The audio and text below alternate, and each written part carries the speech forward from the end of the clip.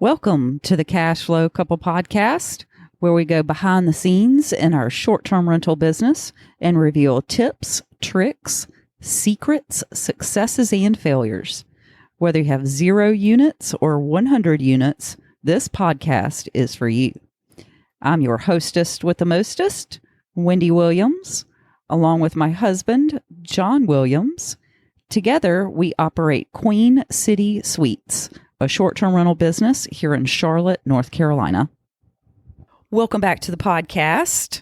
Last time we talked about our system for inventory, which is a really good one. So if you have some questions about inventory, go back and check that one out. And today we are going to be talking about technology and security, which is actually section 3 in our book, 88 Secrets to Success for Your Short-Term Rental Business. And what we have been working on, which we mentioned a little bit in the last podcast, was an intro course. If you are looking to get into short-term rentals, we have just made available an intro course that will take you through the entire process of how we acquire units. And we go all the way through, we delve into mindset and foundations. We go into how to locate the properties, locate them, what type of properties, analysis and due diligence, how to talk to the landlords. And then at the end is how to talk to the landlords and everything. Yeah, so it's called 5 steps to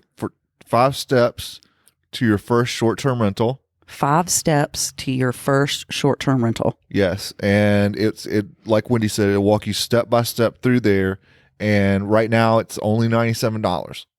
So instead of if you want to sample some of our coaching, we have the coaching product, but this one is just how to go out and get your first one, which is where you need to start, right? You need to have one to have a business.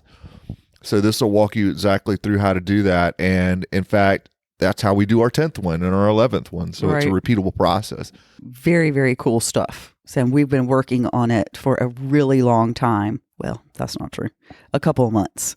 Yeah. But so it's at thecashflowcouple.com/start. So go check that out. Awesome. So today we were going to talk about section 3 in our book, technology and security. This is my favorite subject. I know it is. And y'all are in luck because we have the technology and security master here with us, and his name is John Williams. This is where Wendy says, I'm just going to interview you and you talk. Because I don't have any idea. You have an idea. I do, but I'm not the one that sets all this stuff up. So let's talk about TVs first. Okay. What kind of TVs do we put in our units? And I actually know the answer to this question.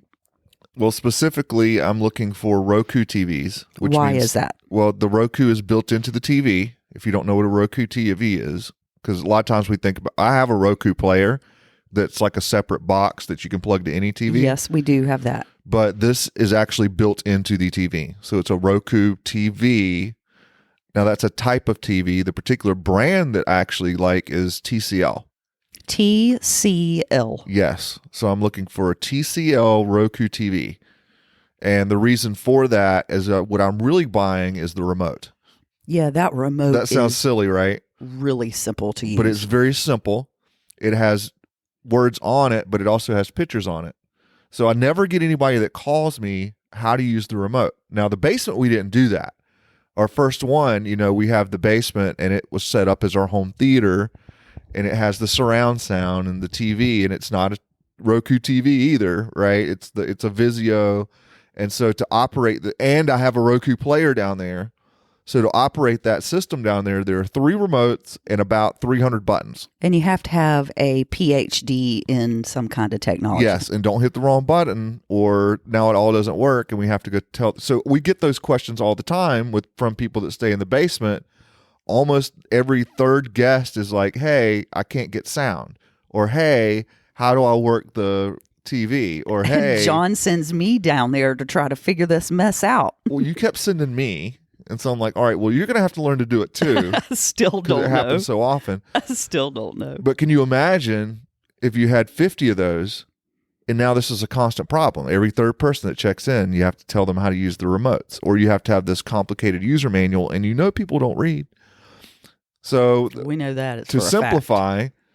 Roku TVs, particularly the TCL brand, because they work very well, and nobody calls me about that remote. That's true. It is really easy to use. Nobody ever calls me and asks me how to use the TV, and that's really the point, because you're trying to minimize the number of questions that you have, because ultimately those cost you money. They're going to cost you time. If you have staff, you've got to pay people to talk to these people. And plus it's just a headache. So that's my recommendation for TVs. Roku TV, particularly TCL brand.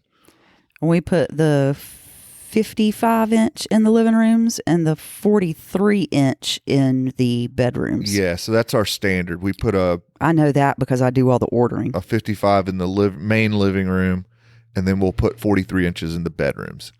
So let's talk about what you put on the TV, because we don't do cable. Yeah, and main reason I don't do cable is because, again, it's another remote, it's another box, it's another thing that people have to figure out.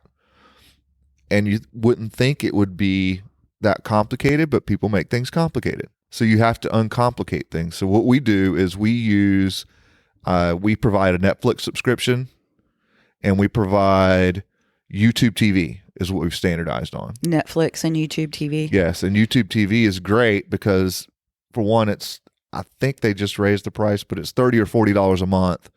But you can use that subscription across multiple properties. So we actually use that. It may be $30, but I get to use it across 3 properties. That makes it now $10 per property. That's something I can't do with a cable subscription. I've got to have one for each. So as cable, you need a subscription for each place. Now, that does mean we need internet, but we need that anyway. So we have an internet subscription, and then we use a streaming service. And I like YouTube TV, again, because the interface is very simple. It really is. Hulu's a little more complicated. Some of the other ones are a little more complicated. YouTube TV, very few people ask me how to use that. It's very simple. Good advice. Very nice.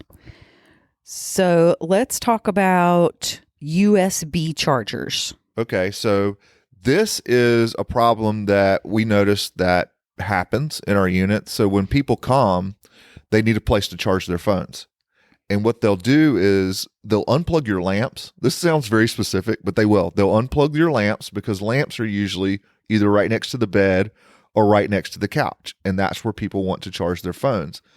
So they will actually unplug your lamp from the wall, plug in their phone charger. And do you think they plug the lamp in before they leave? No, they don't. And so we have to train, we do this anyway. We have to train the cleaners and our runner as a second set of eyes to check to make sure actually all the lamps are plugged in and working as part of their turnover. But to minimize that, what we do is we provide USB chargers, and you can buy these, and then they plug in the wall, and it gives them something to plug their phone into besides a wall outlet. Now, something else you can do, because we have had people take those. We've had those stolen because you can just unplug them from the wall and take them. What you can do that's also very good is you can actually replace the wall outlets with the ones that actually have the USB plugins on them. And that works very well too, for the same reason. So you can put those all over the house. So it's a nice touch, for one thing. People feel considered. A lot of the things that we do in our units are for hospitality reasons. And and those little details like that make people think, or let people know that you thought about them. Like, I know you're bringing your tablet and your phone and your laptop or whatever else, right, that needs charging. And we provide those for them. So we traditionally have used the USB charging stations, but I would almost suggest, hey, just replace the wall outlets with the USB outs. And then you can also buy lamps that have USB chargers in them. Dang, as well. I was just going to mention that. Yeah, but I don't like those as much because they typically, people don't notice them. They don't notice that they're there. That is a problem. For one thing. And two, they don't always they're always fast charging. So that creates a problem as well. Because if you plug it in and it says slow charging, then you're like, all right, well, I want to use my fast charger, and you'll unplug my lamp and plug in your charger. So look for things that are fast charging as well. Gotcha. That's good advice. Now let's talk about smart thermostats. Yes. So any type of smart thermostat will work. We like the Nest thermostats. I know they're the more expensive ones, but they work very well. And what that allows us to do, what makes them smart, is that you can control them remotely. So what that allows us to do is when people leave, we can turn the temperature either up or down, depending on whether it's winter or summer, right? So I'm turning down the heat in the winter, or I'm turning down the air conditioning in the summer. But that saves us energy over time without actually having to go there and do it. Not only that, at any time I can see, hey, what is the temperature at that location? And that gives me a really good indication of whether the air conditioning is working or the heat's working. Because we've had that problem before too. So part of my check-in process it's part of my door code process. So I change door codes for arriving guests on the day of their arrival. And another thing that I do is check the thermostat and say, okay, I'm going to set it at a comfortable temperature, or I'm going to look at it and say, hey, and we've had that happen a couple of times. Hey, it looks really cold in there. It's set to 68, but it's 50. The heat's probably not working. And now we're alerted to a problem. So for those two reasons, and I particularly like the Nest thermostats just because they're easy to use. Again, nobody ever asked me how to use it. You turn it right for warmer and left for colder. It couldn't be simpler. And it has the ability to lock out certain temperatures. So I can say, hey, the range is between this low temperature and this high temperature, and that keeps people from coming in, for example, in the summer and setting the thermostat to 40. Because it's never going to get to 40. It's just going to ice over the AC unit. But you'd be surprised how many people do not understand how a thermostat works. Right. I was just going to say that. They think that if they turn it down included. to 40, then the air coming out of the ducts is colder, and that's not true. It just means it'll run until it gets down to 40, which means it will never happen and it'll run forever. And the same thing with heat. If you turn it up to 90, it's never going to make it, and you'll overheat the furnace. And then now we have a service call. So we pick two ranges, and we basically lock people out. And then occasionally we have somebody that says, hey, I don't want to be locked out of the thermostat, and then I'm able to do that remotely too, just to accommodate if I need to. But it prevents me from having to make a trip out to the property. Yeah, that's really cool. That's a really neat advantage of having a smart thermostat, is that you can control it remotely. So let's talk about smart locks for the doors. Okay, so I just mentioned changing door codes. So a lot of people, this is becoming more common now for people to have keyless entry instead of having a key in a lockbox. And first of all, we don't use keys ever because keys can be copied very easily. And so it's kind of a security concern, or it is a security concern. And plus, keys can get lost.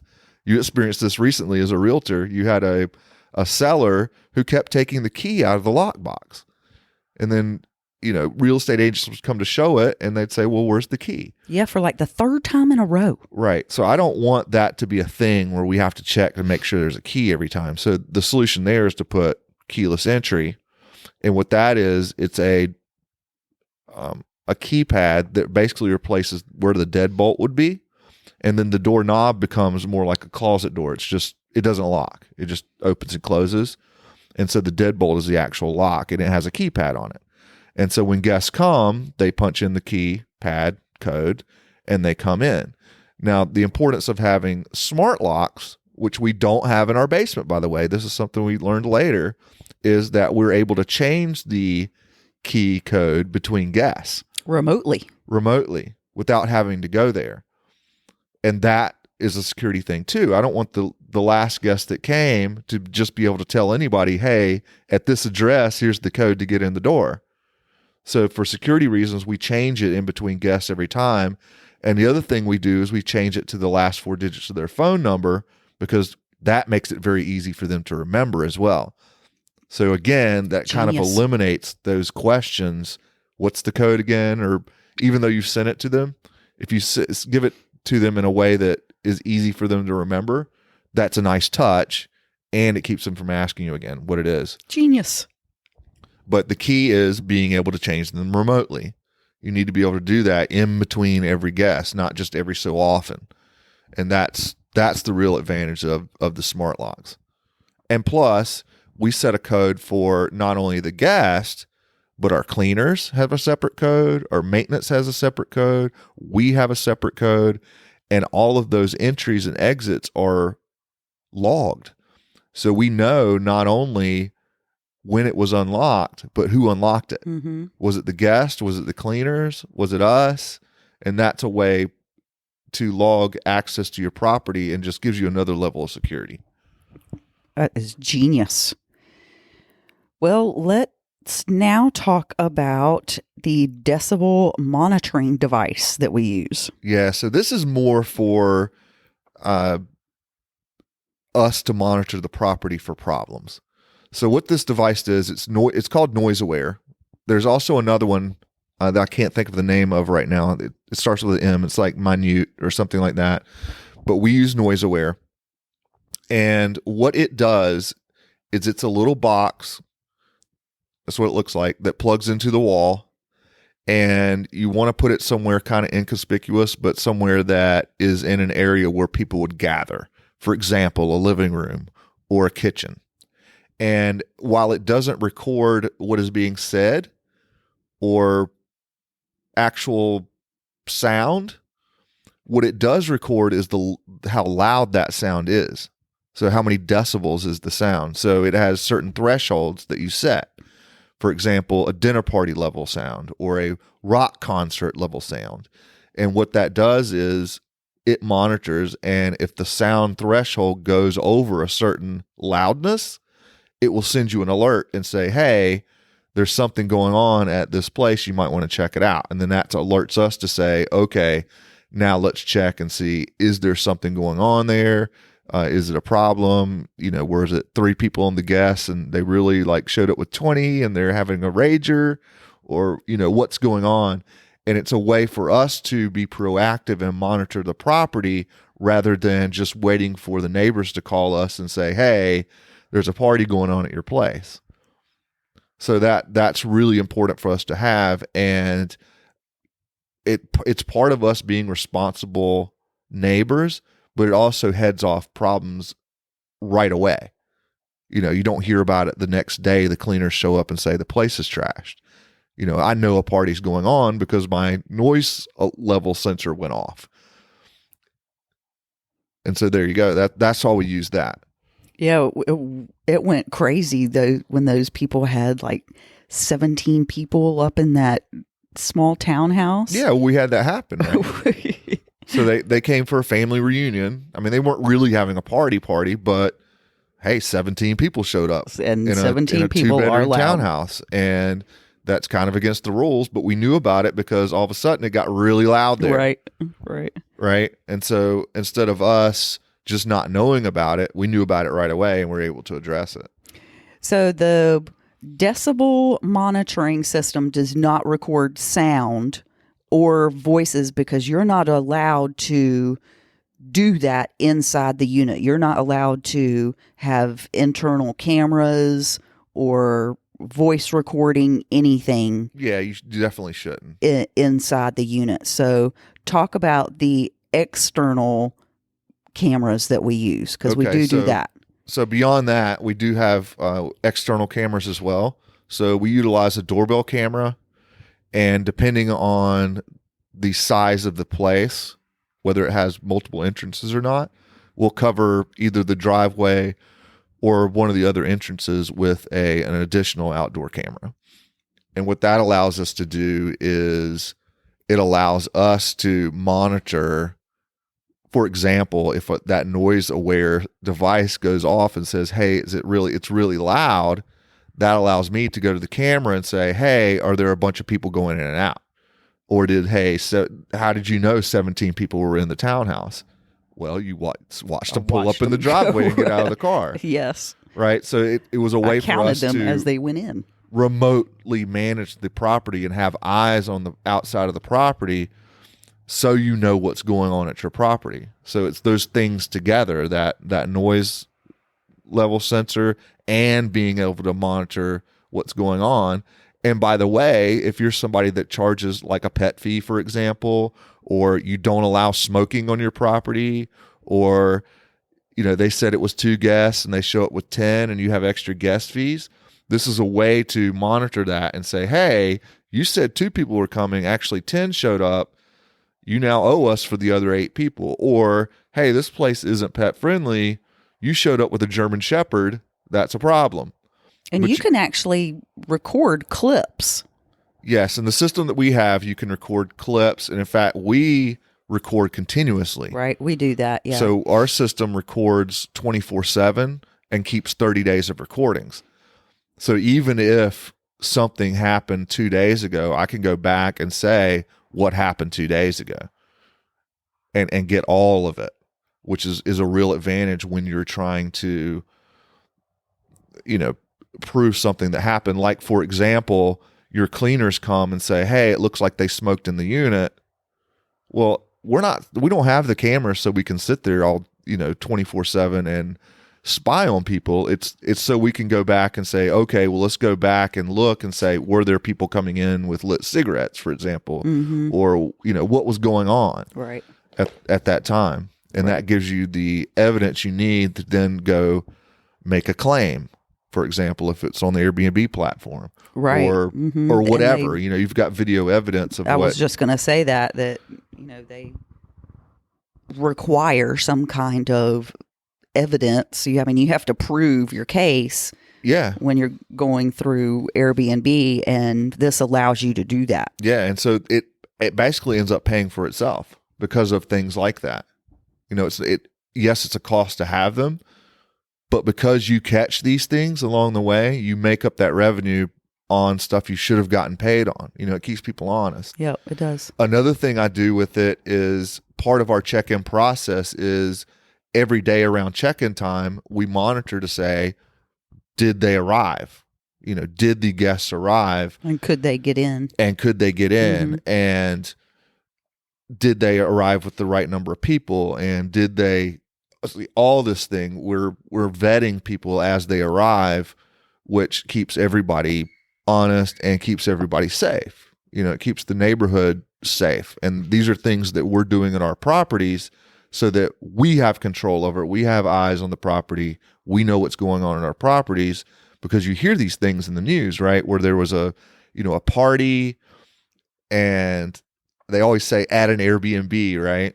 They said there was a party at an Airbnb and like 2 people were shot and the owners didn't even know. And the neighbors are like, yeah, there's parties there all the time. And it's because they don't have a way to monitor their property, because they thought, well, cameras are expensive. The noise aware thing's expensive. Let's just leave that out. And it's true that 9 out of 10 guests are fine, but that one can really screw stuff up. So that's why we have the cameras. Yeah, for multiple reasons. It's a great idea to have those. So now we have all of these things. I mean, we've got the smart thermostat, we've got the smart locks, we've got the security cameras. So tell everybody and explain how we tie it all together. Okay, so what a lot of people do, a lot of people know this information, or they'll hear this. They'll say, hey, I need cameras. I need a thermostat. I need smart locks, all this kind of stuff. And what they'll do is they'll go buy a Ring system for the doorbell. They'll go buy the Nest for the thermostats. They'll go buy a Slage lock, because Slage has an app. And so now you've got an app for your Nest. I can control that remotely. I've got an app for my cameras, like I can go get Arlo or something like that. And I've got an app for my door locks. And part of the problem with that is now I've got 3 different sign-ins for 3 different places, and it's not all in one dashboard. I want it all in one place where I can monitor it. And besides that, those things can't necessarily talk to each other. So what we do is we actually use a security system, and we standardized on Vivint, Vivint. And what it does is it ties all of those things together. So it's got the doorbell camera and the outside camera, the keyless entry comes with it, the Nest thermostat attaches to it. And by the way, we also attach our smoke detectors to it and our CO2 detectors to it. We get a leak sensor for water that we put near the washer and dryer. So if that starts flooding, we'll know right away. And because it's a security system and a smart home solution, it ties everything together, and now things can work together in ways that they wouldn't otherwise. For example, one of the problems that we had initially was that with a doorbell camera, what it will do is it will record, like for a Ring or even the one we use, it will record when it detects somebody standing there. It doesn't always detect them, which is a problem because that one clip that you needed will be the one it didn't detect. Right. But because we have a security system and the security system knows whether the door opens or closes, we can actually say, just go ahead and record a clip anytime the front door opens. Mm-hmm. So whether it detects somebody or not, it's recording that clip. That's important. Something else it does, we had this situation the other day. Somebody was cooking in the kitchen at one of our units and set off the smoke detector in the that's right, bless his heart, in the kitchen because of smoke. Maybe they were bad cooks, I don't know. Okay, but what happened was, and I watched this, all my cameras started recording immediately. The front door unlocked so people could get out. The air conditioning system shut down. Yep, it sure so did. It wouldn't send the smoke out throughout the house because it's assuming there's a fire, right? Right. And the authorities were called. Yep. The system worked perfectly. So the fire department's on the way. So that is a great, and they talked to the guest over the system. Right. Said, hey, what's going on there? We've noticed there's a fire alarm. And the great thing about that is it doesn't require my guest to hear a beeping thing. Because what if it was a real fire in the middle of the night and everybody's asleep? It doesn't require, hey, them to hear a beeping and say, what's that? And then maybe call me. And I'm like, you need to call 911. And, it eliminates all that so that things just work. And that's for safety reasons too, because the worst thing I would ever want to happen is find out that somebody was, God forbid, hurt in one of my properties by CO2, for example. Right. Or a fire or something, just because I didn't want to spend the extra few dollars to get the system that tied everything together. Right. For one thing. And two, it helps us because we don't have information that's siloed in these little apps. It's all in the same place. So I go one place. I was talking about my door code routine. Every day, part of our thing is we go change the door code, but I'm also sitting there looking at the camera because it's on the same screen. And I'm also sitting there looking at the thermostat because it's on the same screen. And I can see all of that at the same time. And I can just change the door code, check the thermostat, look at the cameras. And there's one place to go. One place. And that's a great thing too, because when you pass that off to a staff member, like a VA or something like that, there's one login, there's one place to go, and it's all one unified system. And I see a lot of people don't do that either. And the reason they don't do it is because they're like, well, it was cheaper to do it this other way. And what you don't realize is there's a lot of expenses in inefficiencies that don't necessarily show up as money you actually paid out, but they do show up in your overall bottom line. There's expenses in inefficiencies. Yes, because you're spending more time. Brilliant. You're not reacting as quickly. Your system isn't as refined. And because our system's more refined, it's more efficient.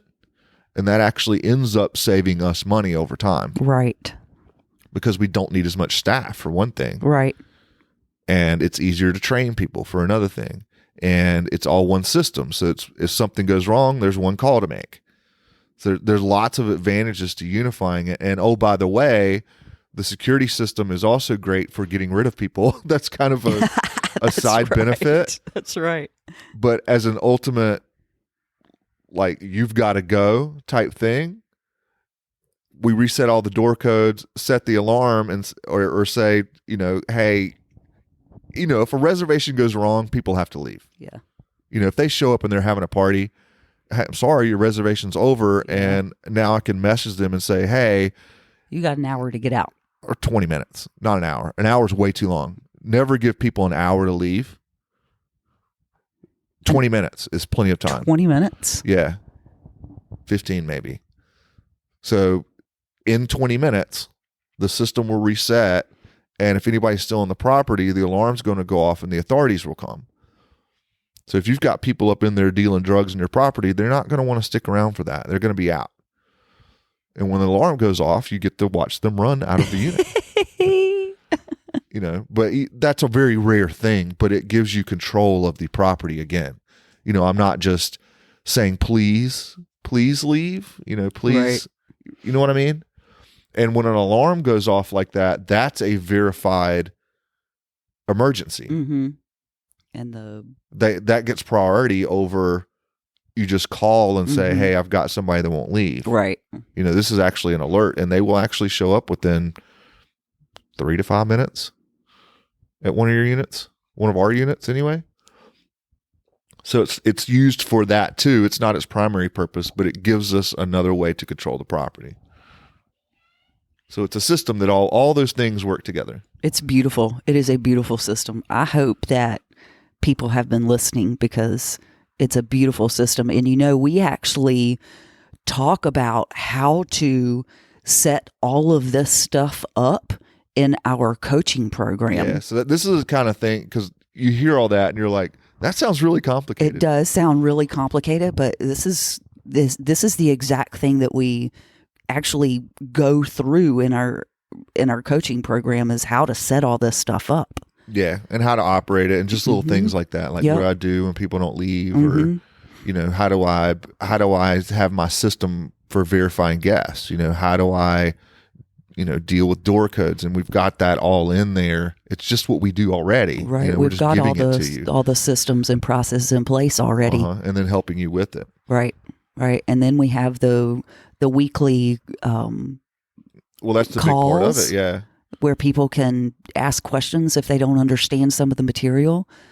So that is quite valuable as well. Yeah. I mean, you can do an online course and you can do just calls, and neither one of those things works very well by themselves. Right. You really need much both. Better. It's much better together. You don't want to together. just give people here, go watch these videos, right. and then where's the support? Right. It's like peanut butter and jelly. Or go post on this, panel, and somebody might answer your question eventually. Right. It's better to have both of them together. It's like peanut butter and jelly. Yeah. It's better together. So we're actually there supporting people every single week and helping you build your business. Right.